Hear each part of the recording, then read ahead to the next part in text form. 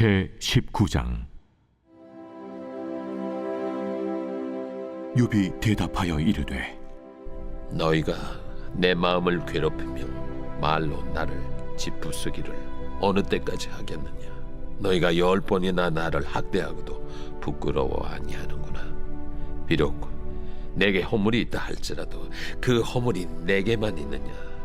너희가 참으로 나를 향하여 자만하며 내게 수치스러운 행위가 있다고 증언하려면 하려니와, 하나님이 나를 억울하게 하시고 자기 그물로 나를 애워싸신 줄을 알아야 할지니라. 내가 폭행을 당한다고 부르짖으나 응답이 없고 도움을 간구하였으나 정의가 없구나. 그가 내 길을 막아 지나가지 못하게 하시고 내 앞길에 어둠을 두셨으며 나의 영광을 거두어 가시며 나의 관모를 머리에서 벗기시고 사면으로 나를 헐으시니 나는 죽었구나. 내 희망을 나무 뽑듯 뽑으시고 나를 향하여 진노하시고 원수같이 보시는구나. 그 군대가 일제히 나와서 길을 도두고 나를 치며 내 장막을 둘러 진을 쳤구나. 나의 형제들이 나를 멀리 떠나게 하시니 나를 아는 모든 사람이 내게 낯선 사람이 되었구나. 내 친척은 나를 버렸으며 가까운 친지들은 나를 잊었구나. 내 집에 머물러 사는 자와 내 여종들은 나를 낯선 사람으로 여기니 내가 그들 앞에서 타국 사람이 되었구나. 내가 내 종을 불러도 대답하지 아니하니 내 입으로 그에게 간청하여야 하겠구나. 내 아내도 내 숨결을 싫어하며 내 허리의 자식들도 나를 가련하게 여기는구나. 어린아이들까지도 나를 업신여기고 내가 일어나면 나를 조롱하는구나. 나의 가까운 친구들이 나를 미워하며 내가 사랑하는 사람들이 돌이켜 나의 원수가 되었구나. 내 피부와 살이 뼈에 붙었고 남은 것은 겨우 잇몸뿐이로구나. 나의 친구야, 너희는 나를 불쌍히 여기다오. 나를 불쌍히 여기다오. 하나님의 손이 나를 치셨구나. 너희가 어찌하여 하나님처럼 나를 박해하느냐. 내 살로도 부족하냐. 나의 말이 곧 기록되었으면, 책에 씌워졌으면, 철필과 납으로 영원히 돌에 새겨졌으면 좋겠노라. 내가 알기에는 나의 대속자가 살아계시니 마침내 그가 땅 위에 서실 것이라. 내 가족이 벗김을 당한 뒤에도 내가 이 육체 밖에서 하나님을 보리라. 내가 그를 보리니 내 눈으로 그를 보기를 낯선 사람처럼 하지 않을 것이라. 내 마음이 초조하구나. 너희가 만일 이르기를 우리가 그를 어떻게 칠까 하며 또 이르기를 이래 뿌리가 그에게 있다 할진대 너희는 칼을 두려워할지니라. 분노는 칼의 형벌을 부르나니 너희가 심판장이 있는 줄을 알게 되리라.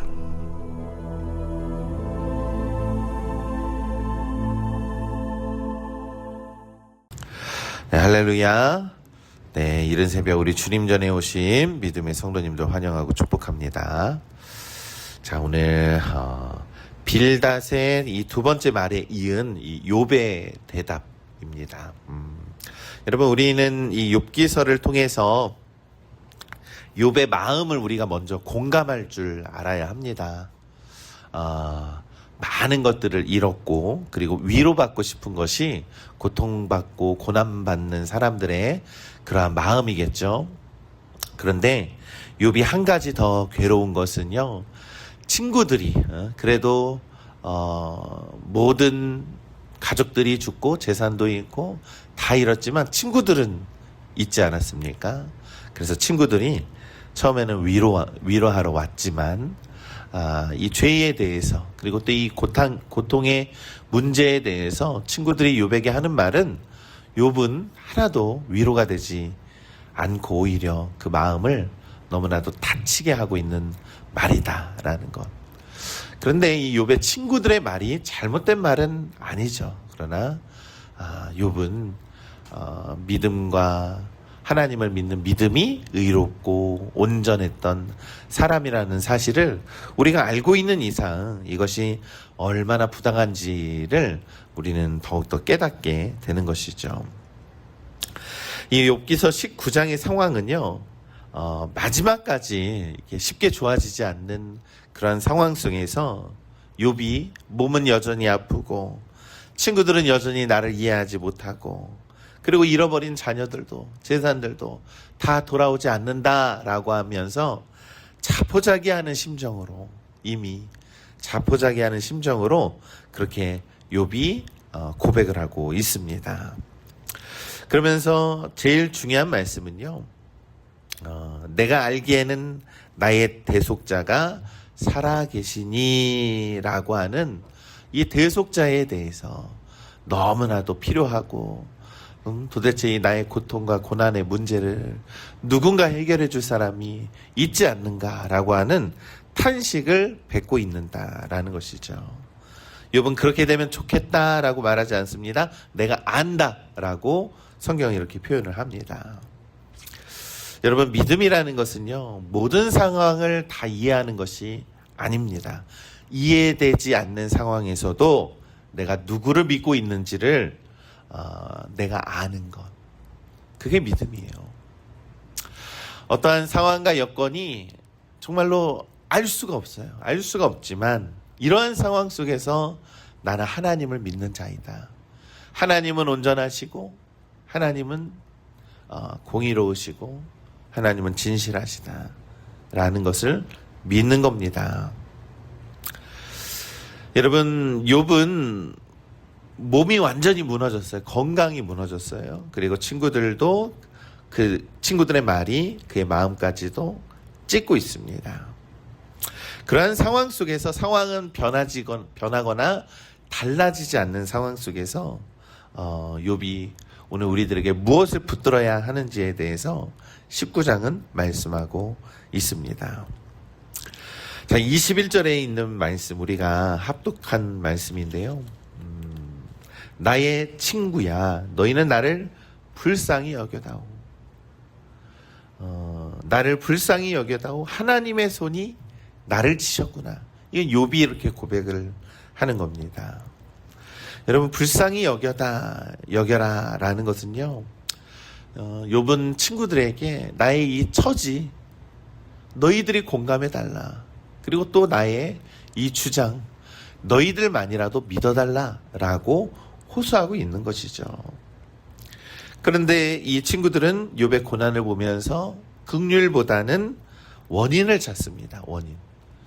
무슨 죄 때문에 그런 건지, 너의 이 신앙과 믿음의 어떤 문제 때문에 이런 건지, 또 하나님은 이러한 분이신데 어찌 네가 고통을 받아야 하는지, 그러니까 원인에 대해서만 몰두하고 있다라는 거예요. 여러분, 사실 이 고대 이스라엘의 이 전통적인 지혜에서는요, 인과응보 신앙이 하나님의 공의를 나타내는 것이라고 여겼어요. 악인들은 반드시 심판을 받는다라는 뜻이죠. 그런데 여러분, 이 원리 자체가 잘못된 것은 아니지만 욥의 친구들은 일반적인 이 지혜를 가지고, 원리를 가지고 개인의 고난에 그것을 적용하고 있었다라는 겁니다. 여러분, 그런데 이 욥의 탄식을 보면은 하나님의 손이 나를 치셨구나 라고 하면서 이 욥 본인도 내가 하나님께서 나를 심판하시는구나 이렇게 여겼다라는 것입니다. 그러니 얼마나 힘들겠습니까? 하나님마저도 나를 버린 것일까? 라고 하는 의심이 들 때 여러분, 모든 것들이 무너지기 마련입니다.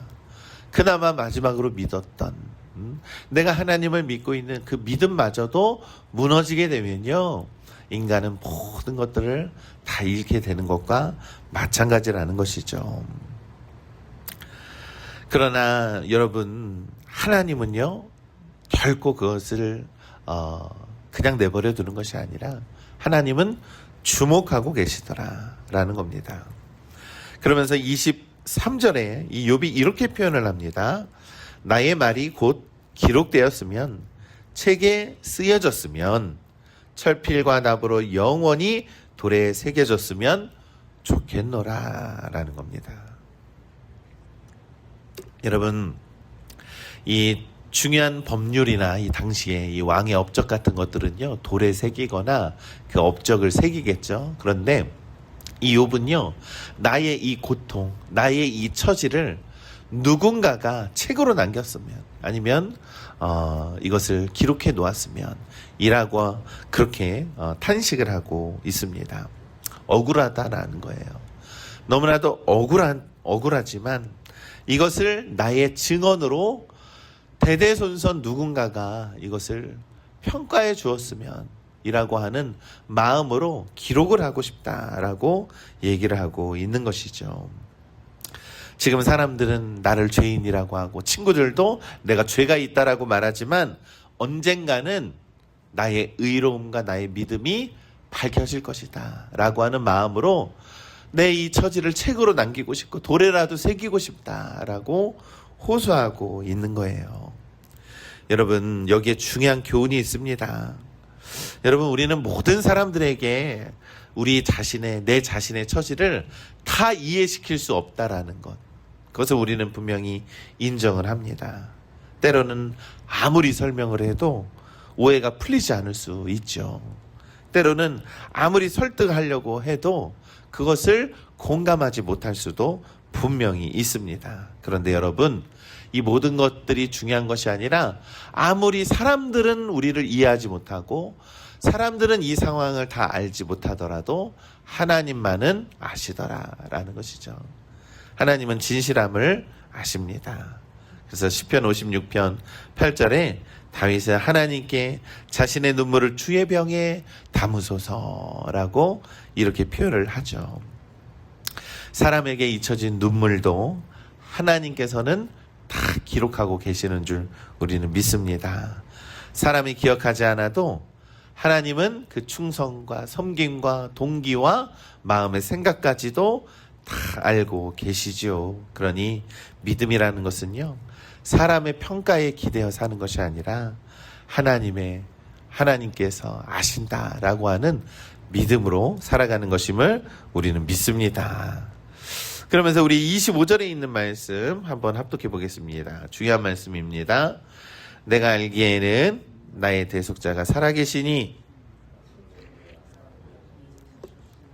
마침내 그가 땅 위에 서실 것이라. 아멘. 여러분, 여기에서의 가장 중요한 단어는 대속자라고 하는 단어죠. 히브리어로 고엘이라고 합니다. 여러분, 이 고엘이라는 것은요, 구속하다, 이 값을 치르다라는 거거든요. 그러니까 우리가 전 시간에서도 전 시간에 무엇이었습니까?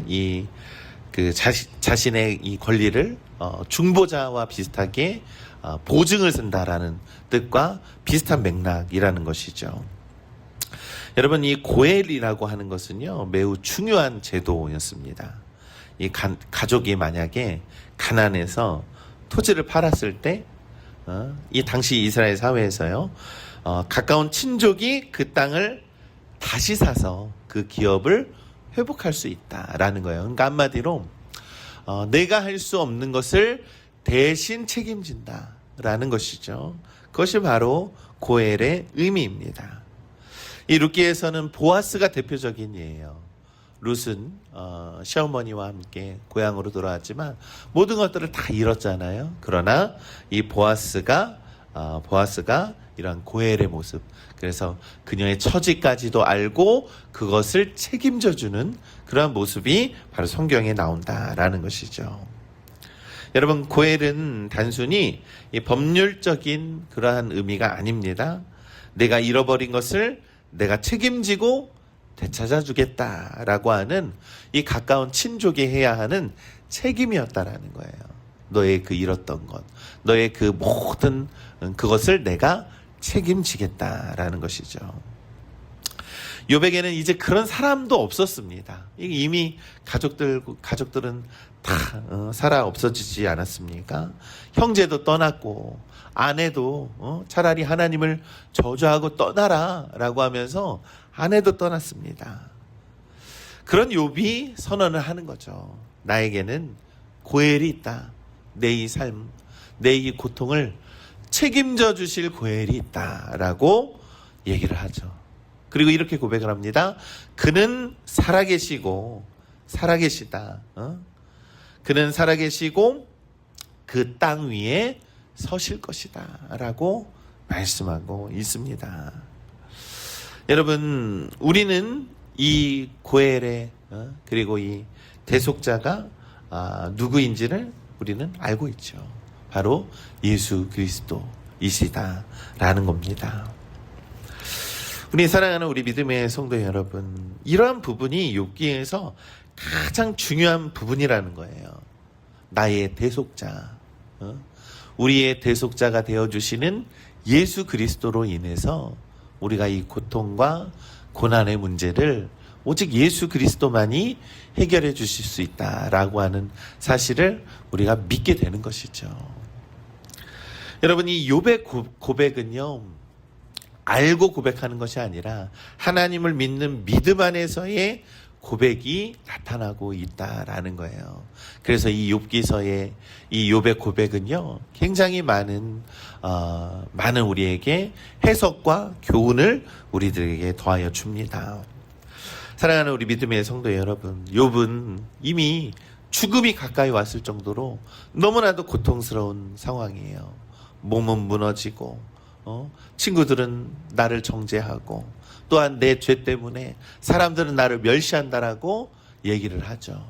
얼마나 힘들고 마음이 무너졌겠습니까? 그러나 욥은 믿었다라는 거예요. 나에게는 대속자가 있다. 나에게는 대속자가 있고 나의 이 모든 처지를 대속하시고 책임져 줄 그 한 사람이 이 땅 위에 나를 세워줄 것이다 라고 성경은 말씀하고 있습니다. 사랑하는 우리 믿음의 성도 여러분, 그러면서 욥이 하나님과 자기 사이에 마지막 이 단절이 되는 것을 거부하고 이렇게 고백을 합니다. 자, 27절에 있는 말씀입니다. 내가 그를 보리니 내 눈으로 그를 보기를 낯선 사람처럼 하지 않을 것이라 내 마음이 초조하구나. 내가 그를 보고 있다라고 말씀하고 있는 겁니다. 여러분, 하나님을 바라보는 것처럼 이 욥은 표현을 하는 거지만, 그러나 우리는 무엇을 바라봐야 하는지를 우리는 알고 있다라는 것이죠. 바로 예수님께서 우리의 구속자가 되셨기 때문에 우리의 이 죽음과 이 죄와 고통과 고난의 문제를 오직 십자가를 바라보면서 우리가 위로받고 우리가 회복하고 우리가 다시금 일어설 수 있는 것임을 욥기서는 우리에게 깨닫게 한다라는 것입니다. 사랑하는 우리 믿음의 성도 여러분, 오늘 욥기서 19장 25절은 너무나도 중요한 그러한 대목입니다. 욥기서에서도 굉장히 중요한 대목으로 기록이 됩니다. 내가 알기에는 나의 대속자가 살아계시더라라는 것. 여러분, 우리의 대속자가 살아계시는 것을 우리는 믿습니다. 그렇기 때문에 우리의 고통과 고난의 문제를 예수님께 우리에게 고백하고 믿음으로 살아갈 수 있는 것임을 우리는 믿습니다. 내 문제를요, 여러분, 내가 해결하려고 하면요, 할 수가 없는 거예요. 이 고통과 고난, 이 죄의 문제는 우리가 해결할 수 있는 것이 아닙니다. 세상의 모든 등불이 꺼진 것처럼 너무나도 암담하고 막막하고 힘들고 어려운 일들 우리들에게도 찾아올 수 있습니다. 그러나 여러분, 우리에게는 우리의 대속자가 살아계신다라고 하는 믿음을 가지시고 그 모든 것들을 우리 주 예수 그리스도께 맡기고 믿음으로 살아낼 수 있는 그런 성도들 되시기를 간절히 소망합니다. 오늘 우리들에게 주시는 귀한 교훈은요, 고난보다 크신 우리의 구속자를 바라보는 성도들 되시기를 간절히 소망합니다. 그래서 오늘 하루도 우리에 있는 모든 문제들, 우리에 있는 모든 해결해야 하는 모든 일들도 우리가 주 예수 그리스도로 인해서 날마다 승리할 수 있는 거룩한 믿음의 성도들 되시기를 우리 주님의 이름으로 간절히 축원합니다. 아멘.